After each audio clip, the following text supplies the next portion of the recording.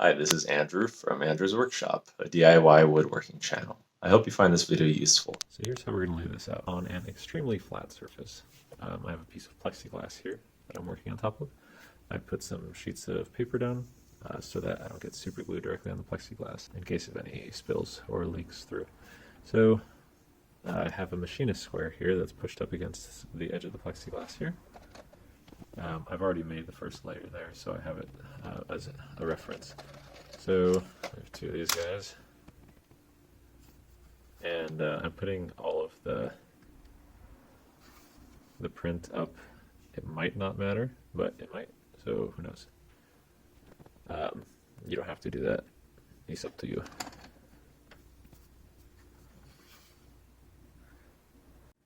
Alright, there we go. I have them laid out. One of the pencils that I put down initially was super bowed, and it would have thrown stuff off, so I wrote it off and put a different one in. Make sure that you get the glue between the pencils and not on top of them as much as you can help it. So what I'm going to be doing is just 4 dabs for each one. Yep, that'll be enough to just hold them together so that the epoxy could bond everything in the end without the stuff like floating around and moving, whatever. Okay, so there's a benefit of putting the text up on all of them besides just satisfying one's OCD, and that is in case while you're gluing, in case any of them rotate at all, you're able to see that the text is moved. Otherwise, it's kind of tough to see that. All right, we have 8 sets here. If you notice, some of the spots are scraped. That's because I used the chisel, and I would recommend doing this. If there are any like high spots from glue, from the super glue, you want to go ahead and scrape those down. One thing to keep in mind though is that whatever you plan to have on the top of the cup, make sure it doesn't have any scrape marks on it. And a safe bet is to flip it down, flip this upside down and have that as the top, because we didn't put any glue on that side.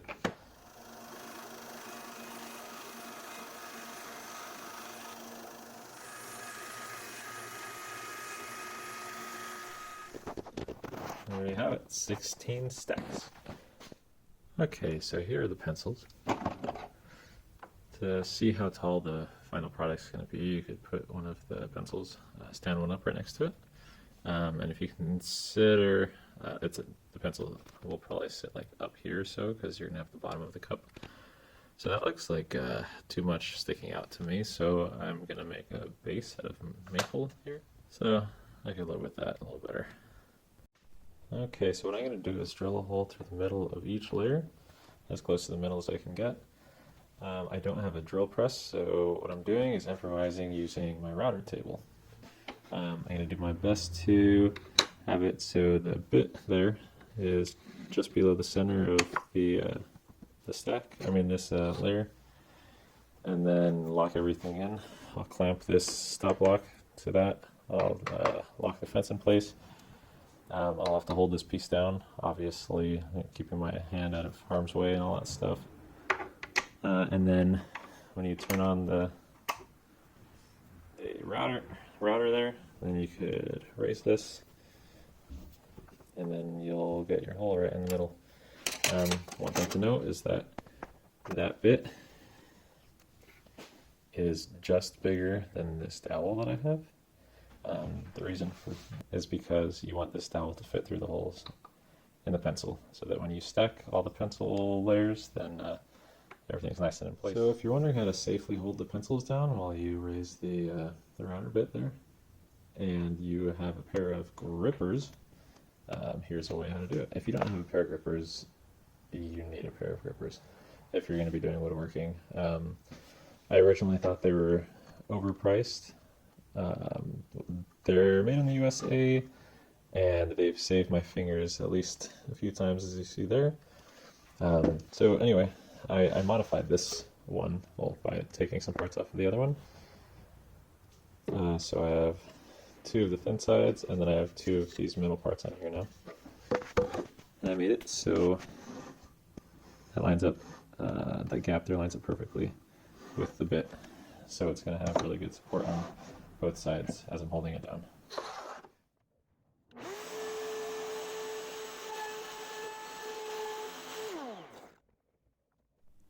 I would call it a success. All right, time to do 15 more of those. All right, there you have it.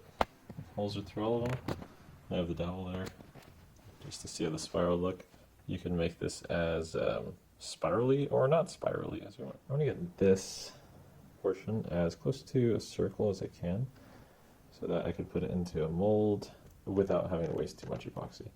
So what I did is I put a really long screw through here, but that fits kind of loose. So I have a piece of scrap wood here. I'm going to tighten the screw into it quite nice and tight, so everything's held together. And then I'll trace a circle on it, and then finally bring it over to the band. Okay, I did my best to make sure this is square. Now I could put it in the, or mark circle on top, and then cut out that shape using the band saw. Alright, there you go.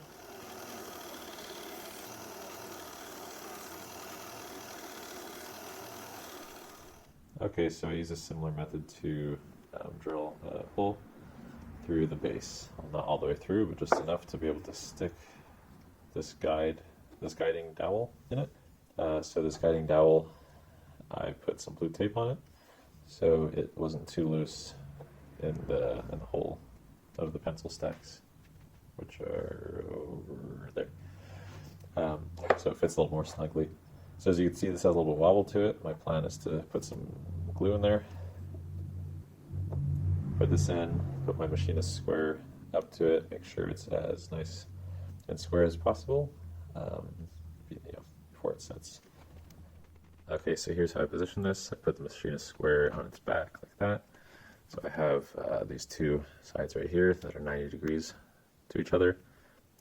I position them right over the hole there, so that when I put this dowel in, as long as I'm pushing it against that corner, I know it's square to the block. So what I'm going to do then is put some glue in that there hole,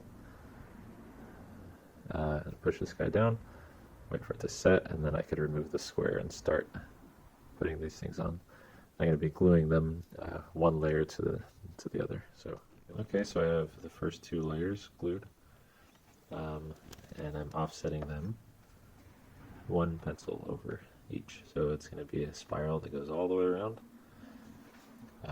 Does a full 180. Okay, so here it is, all nice and glued up. The glue has cured overnight. What you want to do is find a container that this will fit in nicely, relatively snug as well, so it's not too much space where you'll have epoxy that's wasted. So yeah, I have this coffee container. I cut off the top portion to help the lid because it was restricting. So then, put a little bit on the bottom there, maybe like an inch or two worth, so that I can push this down and have some of it come up. And then I'll pour epoxy around the remainder. And I'll use some kind of vibration tool to try to get it to get between the cracks better, or the gaps. So yeah, we'll just do that until the epoxy sits above the pencils. After I put that in there and it's all filled with epoxy, I'm going to use my heat gun and just run it all around it. Just keep running it around it, do it at the top, all that sort of stuff to pop as many bubbles as I can from the epoxy. Yeah, there it is. I'm going to put this little piece of wood on top here, and then clamp it down, just to make sure there's no floating or movement or whatevs.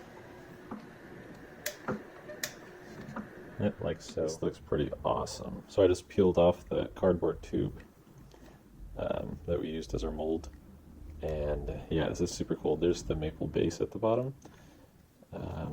You could see some of the pencils kind of showing through, and then here's just the piece that we used on top to hold everything down when we clamped it.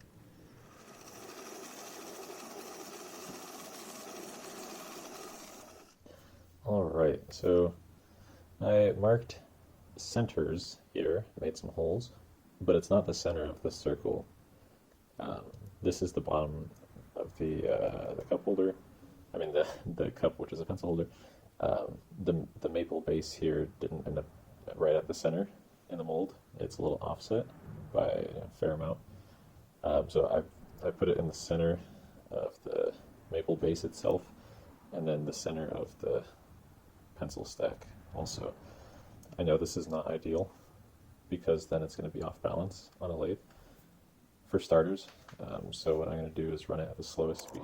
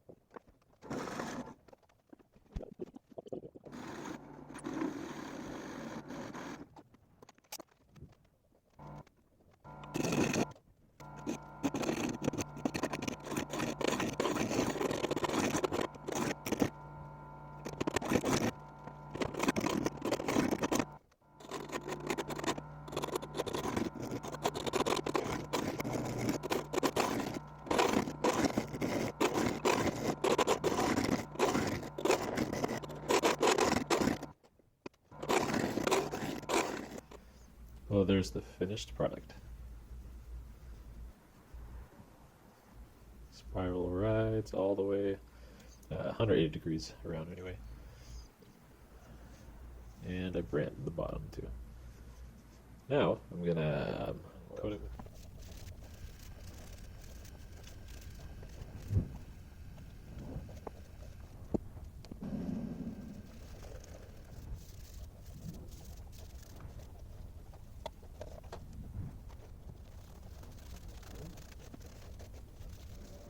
Alright, there's the final product.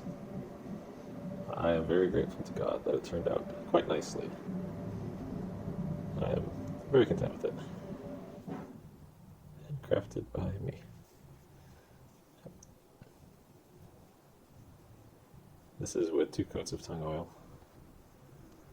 It really darkens it and brings out the colors. Alright, I hope you enjoyed this video.